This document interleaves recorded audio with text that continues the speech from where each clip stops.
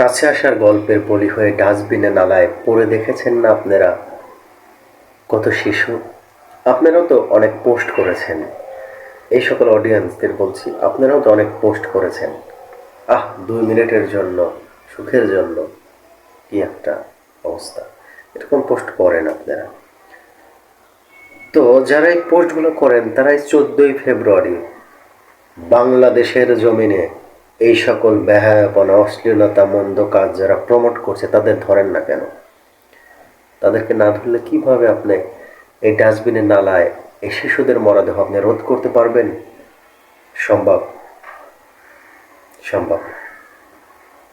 তোমরা জিনার কাছেও যেও না, জিনার ধারের কাছেও যেও না, আল্লাহ বলছেন। যারা অশ্লীলতা, মন্দ কাজগুলো প্রমোট করে, কাছে আসার গল্প যারা প্রমোট করে তাদেরকে ধরেন। কাছে আসার গল্প কারা প্রমোট করছে? আপনাদের কি অজানা? 14ই ফেব্রুয়ারির দিন কি হবে? গার্লফ্রেন্ড বয়ফ্রেন্ড একসাথে হবে, ফুল দিবে, তারা একটা সময় পার করবে। যদি একটু সুযোগ পায় একটা রুম নেবে, নিয়ে দুইজনে একটু সময় পার করবে। কিছুদিন পরে কি হবে? মেয়েটার বাচ্চা হবে, পেটে বাচ্চা আসবে। কি করবে? ক্লিনিকের ভিতরের রুমে অ্যাবর্শন করা হবে। তারপরে কি হবে? ডাস্টবিনে নালায় আপনারা ছবি তুলবেন, ছবি তুলে আপনারা কি করবেন?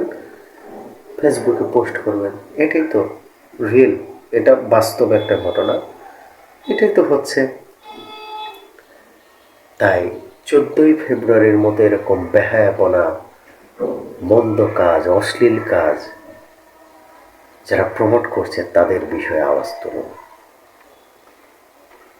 মুসলিমদের কি 14ই ফেব্রুয়ারির মতো এরকম যে 14ই ফেব্রুয়ারির যে সকল মানুষ তৈরি করে মানুষকে খারাপ কাজের দিকে ধাবিত করছে, ছেলে মেয়েকে ঘর থেকে বের করছে, তাদের কেন ধরছেন না?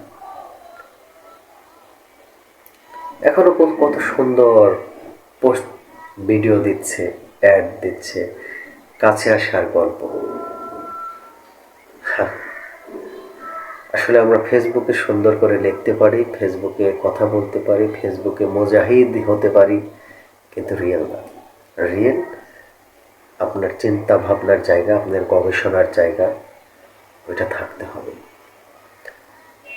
14ই ফেব্রুয়ারির মতো আমি আমার বোন এবং ভাইদের বলছি, বিয়ের আগে কোনো মহিলার হাত ধরে কথা বলা জায়েজ হয়ে যায় না, ফোনে চ্যাটিং করা, ফোনে কথা বলা জায়েজ হয়ে যায় না, এটা জিনা।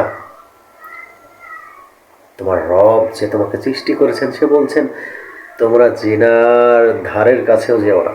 তোমরা কেন যাচ্ছ?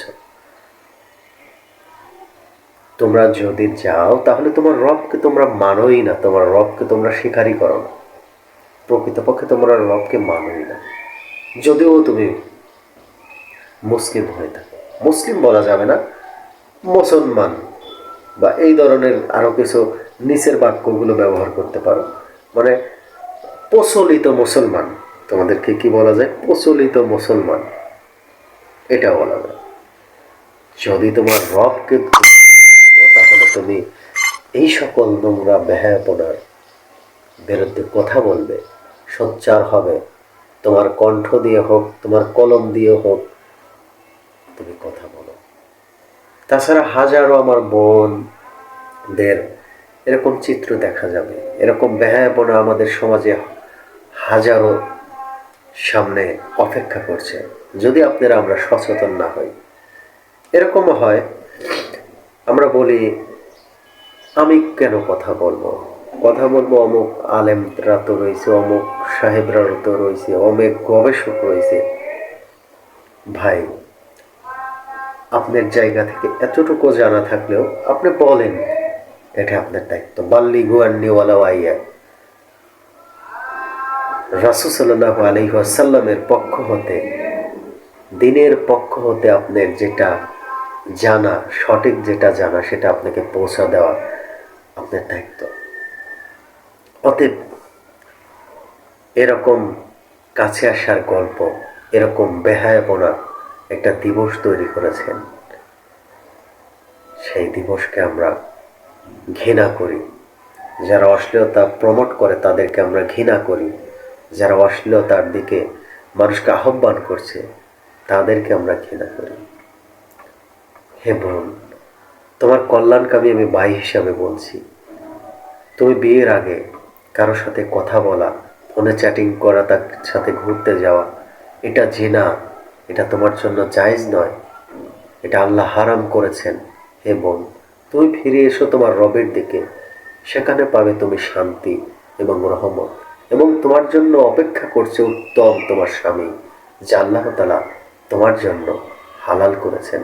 তুমি কেন অবৈধ পথে, অবৈধভাবে তুমি সম্পর্ক করবে?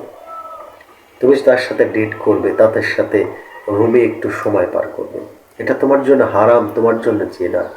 হে বোন, তোমাকে সাবধান করছি, তোমাকে সাবধান করছি, তোমাকে সাবধান করছি তোমার কল্যাণকামী এক ভাই হিসাবে। হে আমার ভাই, তোমাকে বলছি, বিয়ের আগে কোনো মেয়ের সাথে কথা বলা, তার সাথে চ্যাট করা, তার সাথে ঘুরতে যাওয়া, এটা জায়েজ নয়, এটা হারাম, এটা জিনা। আল্লাহ তাআলা বলছেন তোমরা জিনার ধারের কাছেও যেও না। হে ভাই, তুমি কেন এই মেয়ের সাথে সময় কাটিয়ে তোমার মূল্যবান সময়কে তুমি নষ্ট করছো? যৌবনকালের ইবাদত দিয়ে তোমার রবকেই তুমি খুশি করো। হে আমার ভাই, তুমি কি আমার কথা শুনছো না? যদি একটু শুনে থাকো, সেই রবের দিকেই ফিরে এসো, তাওবা করে সেই রবের দিকেই ফিরে এসো, সেখানেই পাবে তুমি অফুরন্ত নিয়ামত এবং রহমত। আল্লাহ তাআলা এই সকল ভয়ঙ্কর 14ই ফেব্রুয়ারি যারা বানিয়েছে সেই সকল দাজ্জালদের থেকে আমাদের ভাই ও বোনদের এই উম্মাহকে হেফাজত করুন।